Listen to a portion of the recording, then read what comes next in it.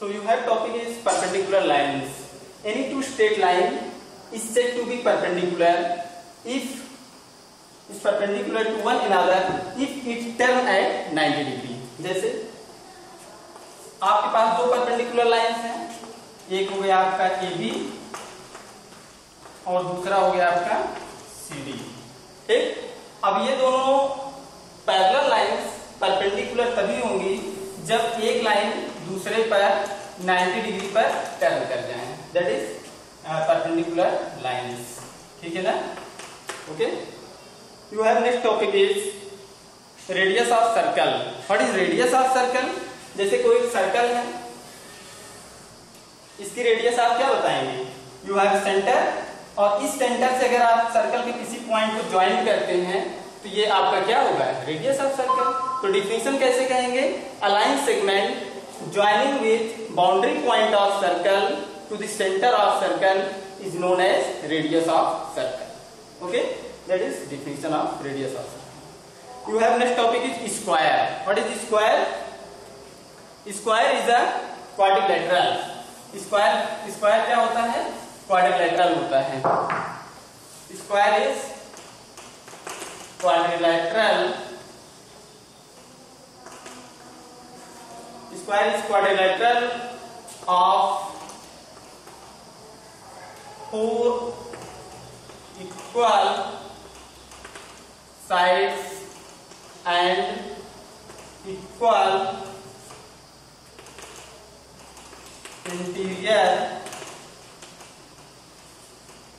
angles. ठीक है ना? A quadrilateral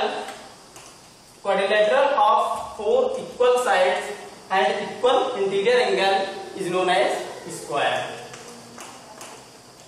Square की definition क्या कहेंगे? Quadrilateral of four equal side and equal interior angles as 90 degree. उसके इंटीरियर एंगल कितने होने चाहिए? 90 डिग्री होने चाहिए, और उसकी साइड्स क्या होनी चाहिए? इक्वल होनी चाहिए. तो इस तरीके से जो फिगर बनेगा उसको हम क्या बोलेंगे? स्क्वायर कहेंगे. जैसे ये आपको ABCD, ये आपके क्वाड्रिलेटरल है और स्पेशल टाइप का क्वाड्रिलेटरल है. इसकी 4 साइड्स हैं और ये इक्वल साइड्स हैं, और इसके एंगल्स जो होने चाहिए ये सब 90 डिग्री पे होने चाहिए. तो इस तरीके से जो फिगर बनेगा इसको हम स्क्वायर बोलेंगे. Okay. So you have next question is question number 3. Question number 3 क्या है? देखिए,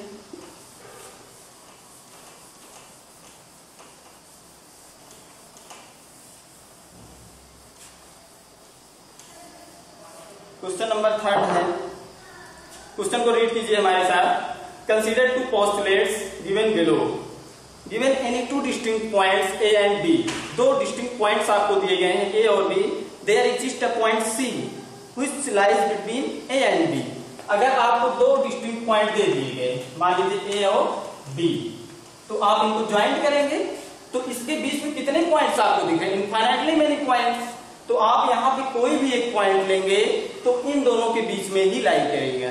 तो ये कह रहा है क्वेश्चन में you have two distinct points and you take one point that also lies between A and B. So you can say it. Okay.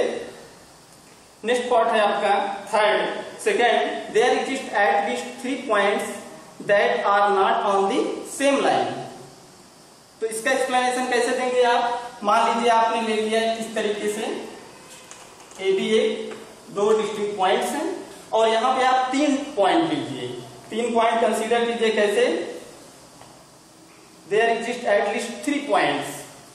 मान लीजिए हमने C, B और T ले लिया. ठीक है ना? इस तरीके से कंसीडर कर सकते हैं. आप किसी भी तरीके से ले सकते हैं, लेकिन यहाँ हम ऐसे भी ले सकते हैं. तो ये कह रहे हैं क्वेश्चन में कि क्या अगर हम 3 पॉइंट लें और तीनों डिस्टिंक्ट पॉइंट्स हों, तो उनको अगर हम ज्वाइंट करें, उनमें से 2 पॉइंट को ज्वाइंट करें, तो क्या 3rd पॉइंट इसके बीच में लाई करेगा? तो यहाँ आप कंडीशन देखिए, C और D को हमने ज्वाइंट किया, लेकिन T आपका इस लाइन सेगमेंट पे लाई नहीं कर रहा है. ओके. तो ये स्टेटमेंट आपको इस तरीके से डिफाइन करना है.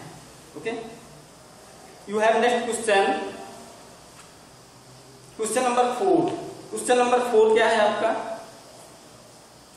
If a point C lies between 2 points A and B such that AC equal BC, then prove that AC equal 1/2 AB।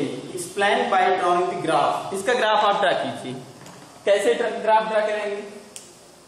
You have AB। AB एक लाइन सेगमेंट है, ठीक है ना? AB क्या है? एक लाइन सेगमेंट। और यहां पे कंडीशन क्या है? एक पॉइंट C लेना है। गिवन AC इक्वल BC, ये हमको दिया गया है। टू प्रूव क्या करना है हमको? AC इक्वल 1/2 AB, ये हमको प्रूव करना है। तो जो दिया गया है उसको हम कंसीडर करते हैं। AC इक्वल BC, ठीक है ना?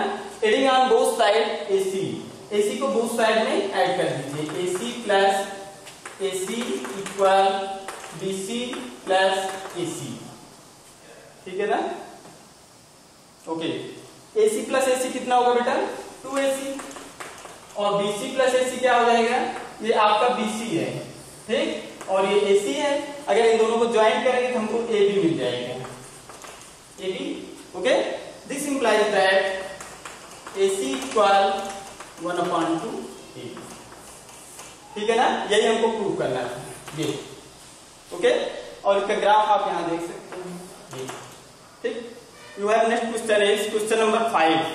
इन question 5, point C is called midpoint of line segment AB. Prove that every line segment has one and only one midpoint. ये बहुत ही अच्छा क्वेश्चन है। यहां पे आप कैसे इसको प्रूव करेंगे? सभी स्टूडेंट जानते हैं कि अगर मान लीजिए हमारे पास कोई एक लाइन सेगमेंट है, उसके पास केवल और केवल एक मिड पॉइंट होगा, ठीक है ना? कैसे? ये AB है एक लाइन सेगमेंट, इस पे एक मिड पॉइंट C होगा। लेकिन क्वेश्चन में हमारा क्या कहा जा रहा है, इसको समझिए। इन क्वेश्चन 4 में देखिए आप, point C is called midpoint of line segment AB. Prove that every line segment has one and only one midpoint. आपको ये प्रूव करना है कि किसी भी लाइन सेगमेंट पे केवल और केवल एक मिड पॉइंट होता है। कैसे प्रूव करेंगे? इसको हम कंट्राडिक्शन मेथड से प्रूव कर सकते हैं। कंट्राडिक्शन मेथड क्या कहता है? बाय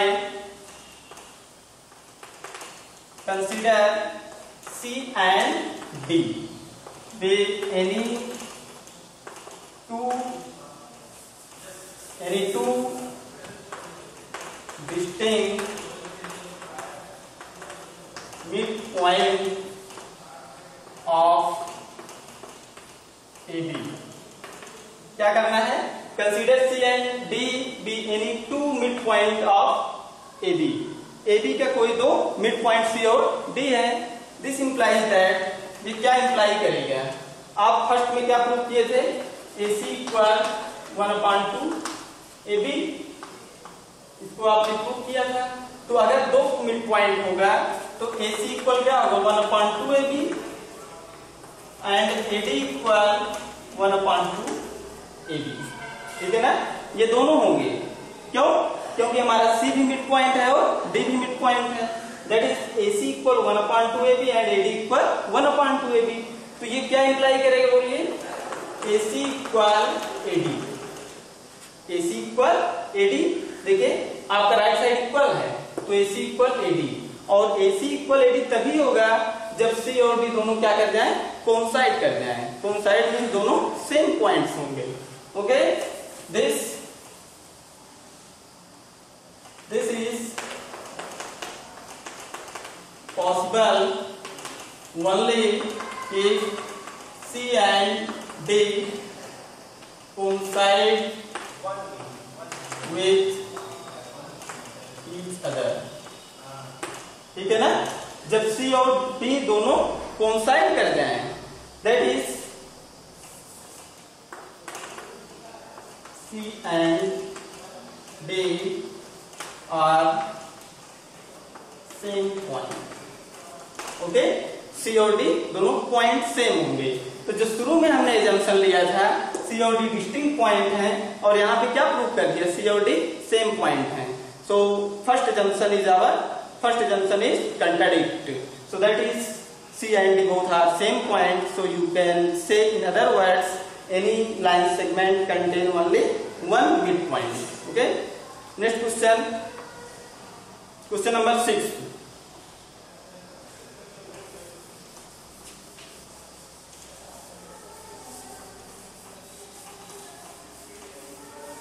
क्वेश्चन नंबर 6 क्या है देखिए. एक फिगर दिया है आपको. Given AC equal BD, then prove that, क्या प्रूव करना है आपको, AB equal CD. ठीक है ना. इसको बनाइए A B C D. ठीक है ना. तो AC इक्वल क्या होगा, AB प्लस BC.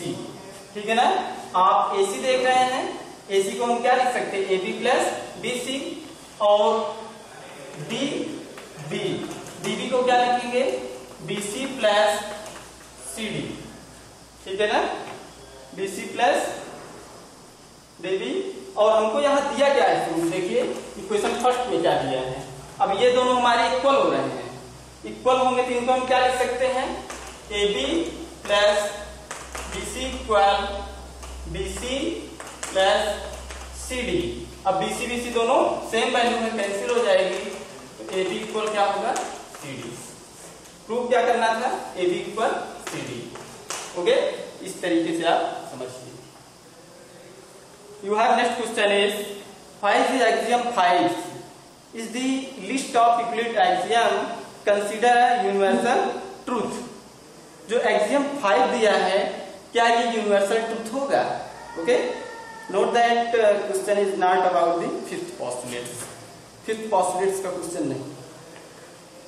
तो फिफ्थ पार्ट हमारा क्या कहता है, देखिए फिफ्थ क्वेश्चन नंबर 7 क्या कह रहे हैं कि पहला number postulates axiom 5 is the part of whole is always less than whole. क्या कह रहे हैं, axiom 5 is the part of whole is always less than whole. अगर किसी होल का कोई एक पार्ट हम कंसीडर करेंगे तो हमेशा क्या होगा, उससे लेस होगा, हमेशा उससे छोटा होता है. ठीक है ना. बिकॉज क्यों ऐसा है, because part is contained in the whole. Because part is contained in the whole. Part क्या होता है, होल के अंदर कंटेन होता है. So it is never be greater to the whole. अगर कोई वैल्यू है, कोई भी ऑब्जेक्ट है, वो होल में कंटेन्ड है, तो वो पार्ट आपका होल से कभी भी ग्रेटर नहीं हो सकता. ओके. थैंक्स.